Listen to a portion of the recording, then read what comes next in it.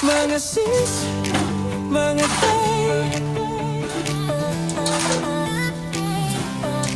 mga sis, mga tay, nandito si Baby Team Panday.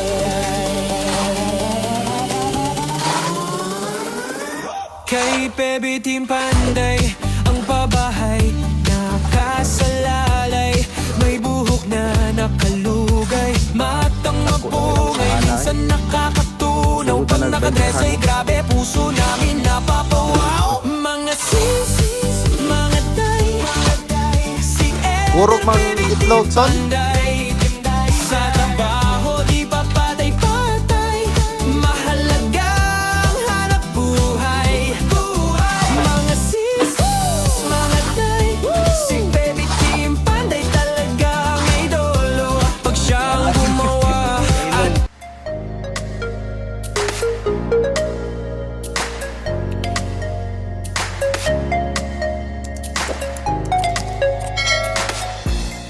And good morning mga kababayan, at malilim na araw ngayong araw dito. So kami ngayon, mag-iisang linggo.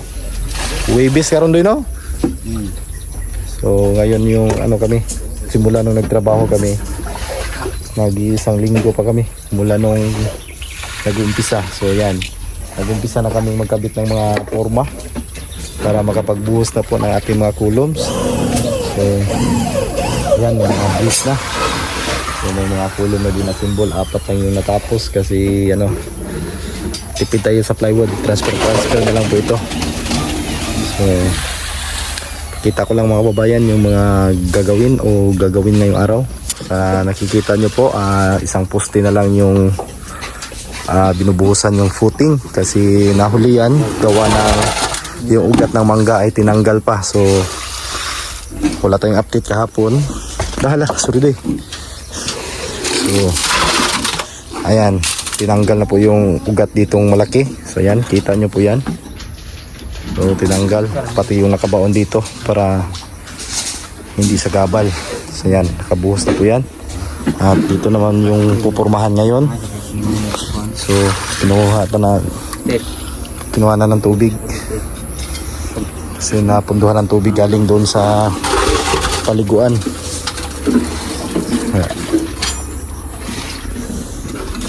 So dito naglalagay na ng dowels. So yan. So may lintel beam tayo dito. At malapit lang tayo sa yung lintel beam. Hinati ko na lang para malapit sa flooring, sa floor beam.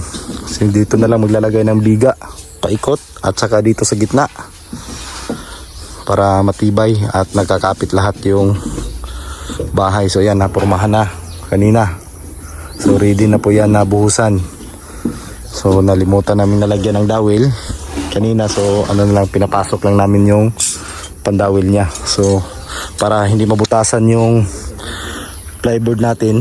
So ganito lang yung technique o yung gawa namin. So ito po yun, ito nakikita na rebars na ito. Ito po yung dowels niya. Pag tapos itong ubusan, tiktikan lang po yung poste kasi may sukat na po ito. Tiktikan lang tapos tanggalin tong mga tali at hihilain. So yan, tawag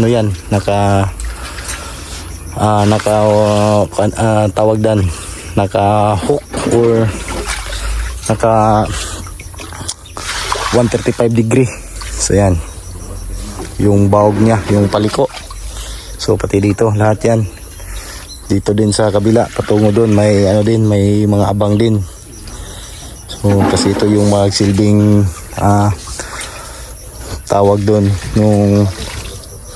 ito yung yan, every 3 layers ng hollow block. So maglagay tayo ng horizontal.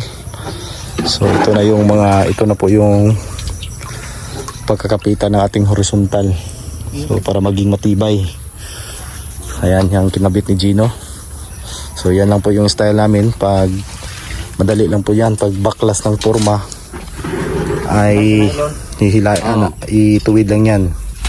So hindi mabutasan yung Higtan din mo hindi mabubutasan yung ano natin, yung Diyan mo na itong ikuha ng bibili sa plywood. So hindi siya masisira, hindi mabutas-butas yung plywood natin at gagamitin pa natin itong pangporma sa biga natin, yung tawag nating grid beam. So ito po yung gagamitin natin para matibay po yung bahay nila ma'am. So ito po sabi ni sir, i-drop ko na lang po ito para hindi daw masyadong malaki yung panambak. So nag-drop tayo dito ng 40 cm.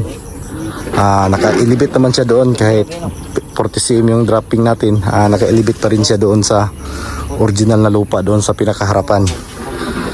So,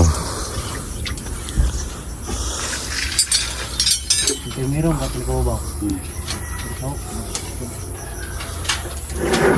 150 na, 150 doy sa lintel boy. Oh, naman dito libil ay. Niigo sa 150. Tawa isok di daw ding. Igo day. Libilado gid ito nylon. Igo mo siya. Kaya di na libilado, di mo na mo igo. Yan tol. Sila. 150, 1. Ano? Tumoy na sahok.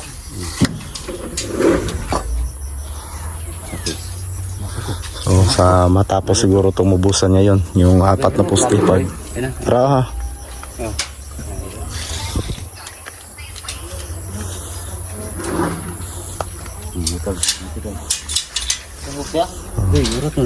Taas ra kay na jong ha jong, isa ka sa lintil na jong. O ano lang mga 4 lang jong kay hinig binat na jong. Napataan na rin siya jong. Kaya para hinig tindog ani. Bukanan to. Bukanan po ulit dito. Lagi na ko rinta. Ano diri mo, wala files ng ano? Ha? Wala file din ah. Wala, di na tala paila na. Din ka dito. Si babora atong kuha na nay Ganon.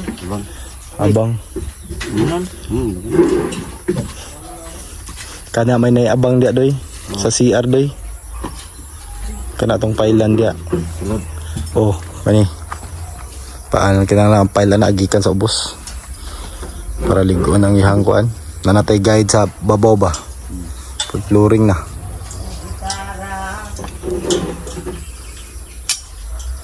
Ganon ito. So, condolence pala kay Bitoy Dilimix Vlog. So, pumanaw po yung mother niya. So, condolence boss Bitoy. So, yan talaga yung buhay. Hindi talaga natin hawak yung ano natin. Buhay natin. So, yan. Gaganda ng panahon ngayon. Sana hindi uulan. Bahala na ganito na hanggang hapon. Para hindi masyadong mainit kasi kahapon grabe. Sobrang init po dito mga kababayan. Grabe napakalakas ng init pala dito. Yan. So, pabubuhusan natin yan mamaya. Icon rin, no? Babot na. Paano po si Kuwasa dito? Kanton. Mari kita kuan deh. Lapis. Lapis ni mana ni? Patay yung metro sa akin. Lupa na dyan, kay mo nga dyan. Hindi pa nga ako na.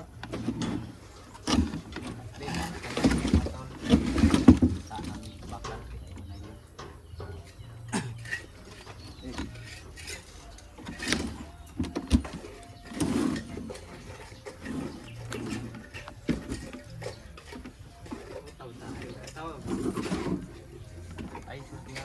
Kanan. Yang mana mag-video dito sa buhos. Tuyok ko na. Tuyok, tuyok. Tuyok.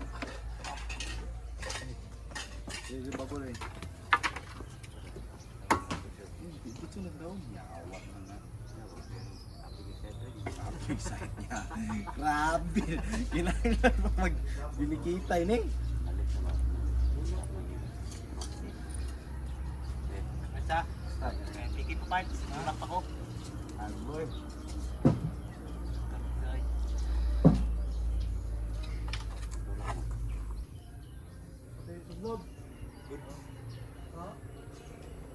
Ay ka, hawi kayo.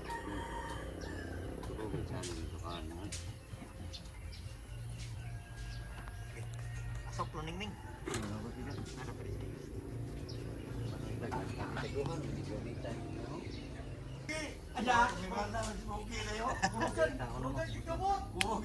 Kameraman naman, kameraman. Kamay lang mo. Doon kamay. Bukig channel ay. Ay. Na. Boys, no boss. Kanay lang ko mo. Tara. Luto na kayo ba? Kaya eh. Bukig channel po kayo. Drone ba? Ala. Doon klaro na dito. Opo.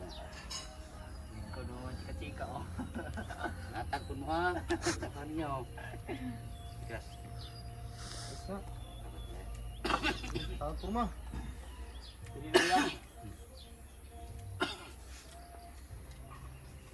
Bali na ni Madoy. Kaya di mabangga ang kamera sa kahoy ha. Mm. Dito ka oh. Laro.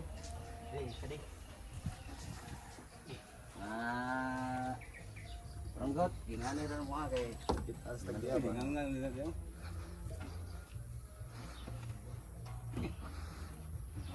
Tasa na sa mga teknik ba? Di, sapak. Baliktad mo ninyong kuhan. Di unang tanyo des likod. Ay, isa. Start ko. Ay, tumasing tumuhang kawad. Tuyok.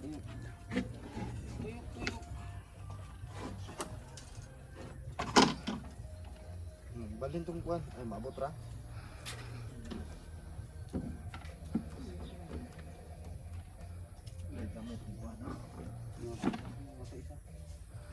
Hindi. Pundur ka doon.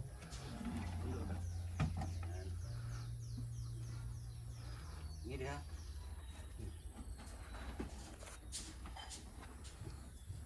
Okay. Tulor man ka purma atong nahimo. Isod pag human.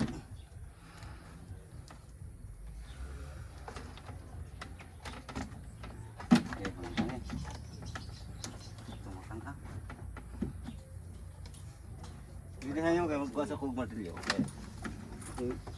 Kasi gusto ko matulog eh. Dalang sandoy. Okay. Nantang ko. Ano dia? Ayo. Ini gumay. Sakit mo ko. Okay. Nah, dirahan ko niya.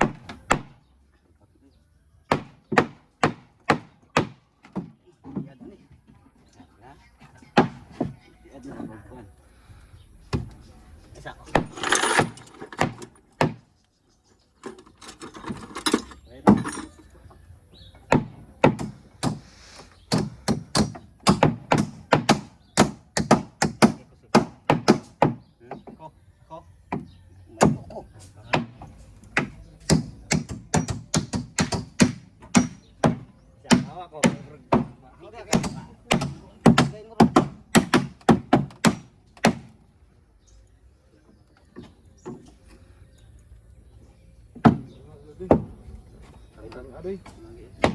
Ang si kusang.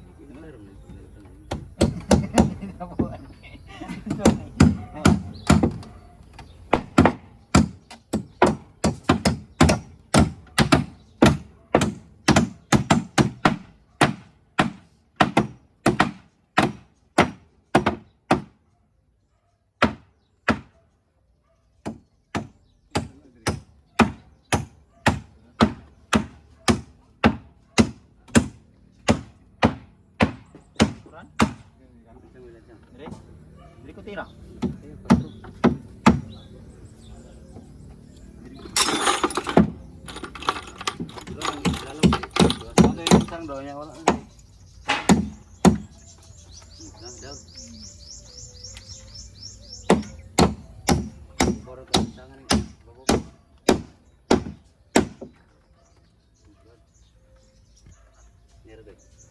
Ano sa gamit tol? Okay. Ya, nyerah. Katoy, anak sa doy. Kaya Madrid suloy. Kamain nga, pugni tol. Pugni na tol. Pugni. Okay. Bos.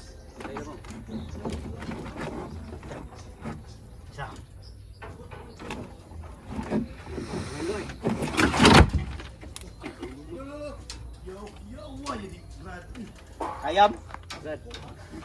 Kanan dili malugaw ah.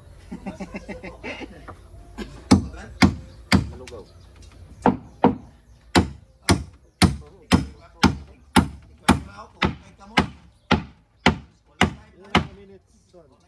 Minutes.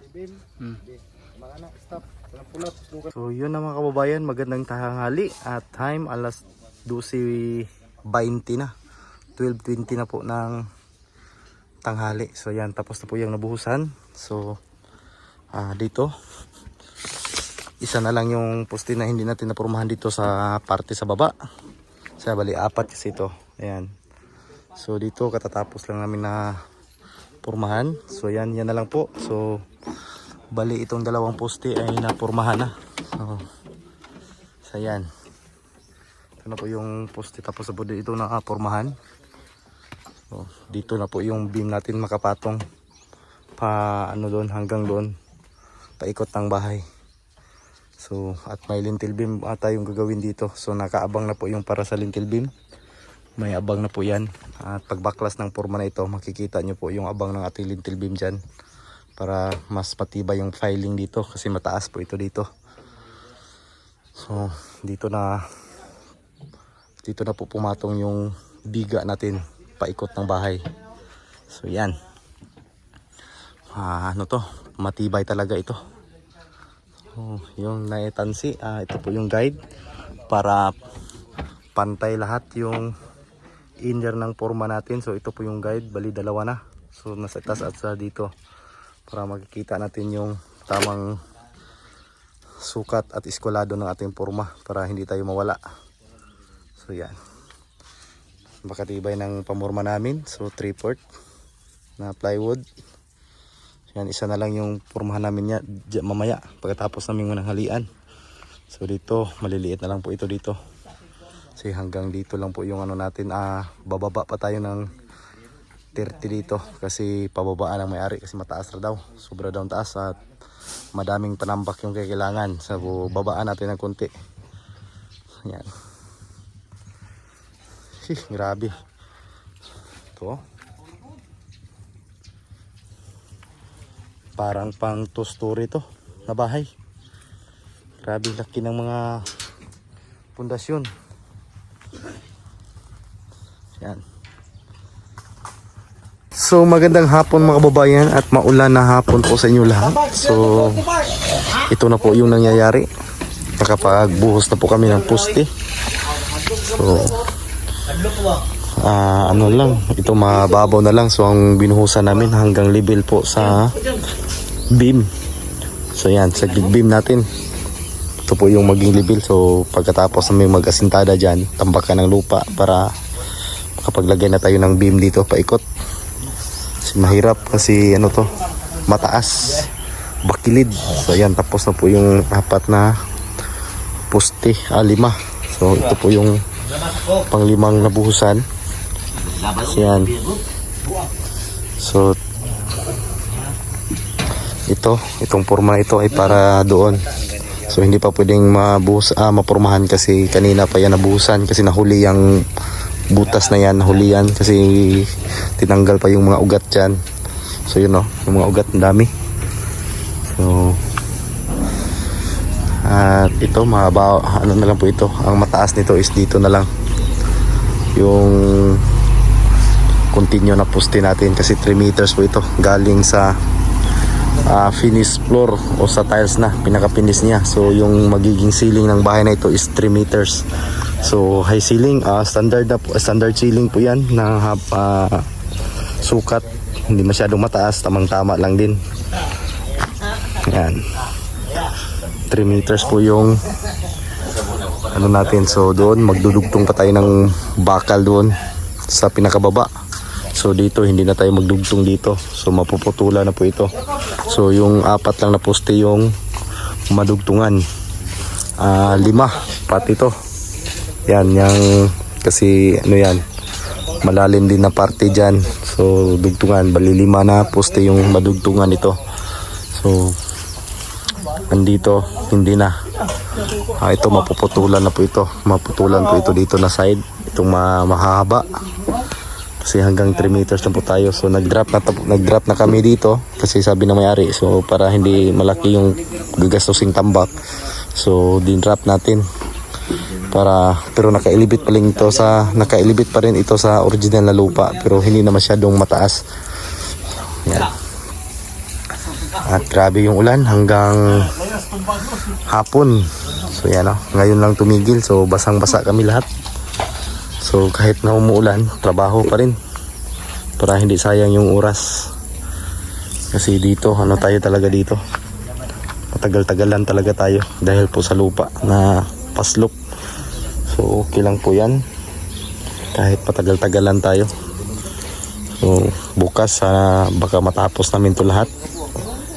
So, naubos yung 150 na kahoy namin. So dami nang naubos. Yun lang, at hindi tayo nakapag-update kahapon kasi busy po tayo doon sa paggawa. So ayan, sa tuwid ng ating mga poste mga kababayan, makita nyo yan bukas pag nabaklas na natin yung forma. So tuwid na tuwid talaga yan, yung 4 na poste doon sa baba. So napakatuwid yan. Bukas pag matanggal yung forma, makikita nyo po yung ginawa namin ngayon. So dito yung mababa na forma yung gagamitin natin dito hanggang sa elevation ng beam. So ayan, mga simbol na din ni Gino kanina. Yung mga simbol ng mga forma. So madali na lang po ito dito sa itaas kasi hindi na tayo magpuputol-putol pa ng kahoy. Hindi na tayo maraming grease yung mga gamit. So doon lang sa baba yung napakaraming kahoy na ginagamit para iwas putok po sa ating kulom. So, para maganda yung kulom natin pagtanggal.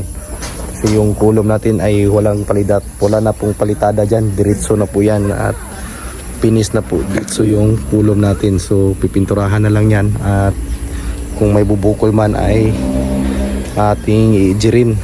At diretso na yan, batak. Yan, pwede na diretsuhan natin yan ng kas para mabilis po yung trabaho. So kaya yung forma natin ay naayos talaga namin na tuwid para hindi na po tayo magplaster pa kasi matagal po yun magplaster, lalong-lalo na po sa haligi kasi 4 na kanto po yan. So ayan, napakaganda ng panahon kasi umuulan.